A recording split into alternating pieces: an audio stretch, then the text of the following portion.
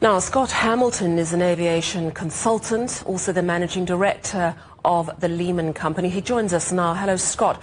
What's your take on what might have happened?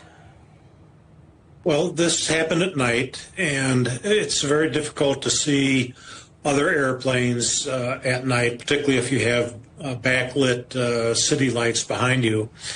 So their visibility and the weather conditions are going to be part of the NTSB investigation.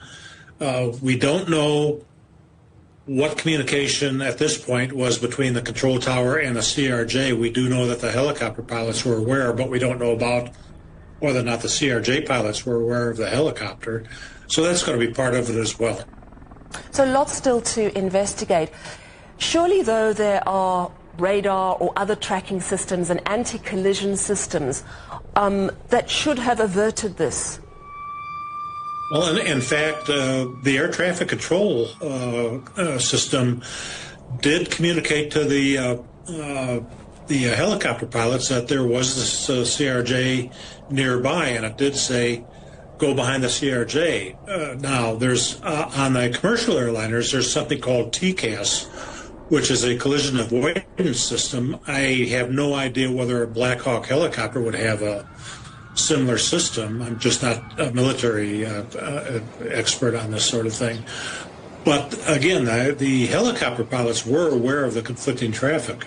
How significant is it that it was a military helicopter involved? Because in the USA alone, last year there were 4 accidents involving military choppers, 9 fatalities.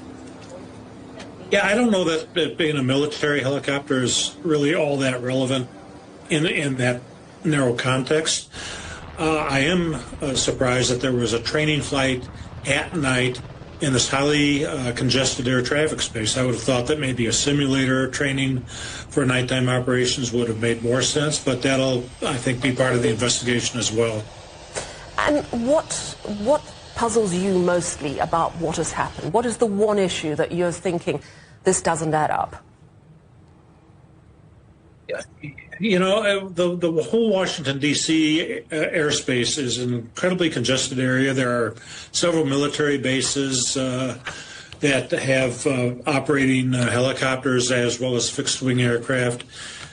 And there's a lot of restricted airspace that these helicopters and airplanes can't go into.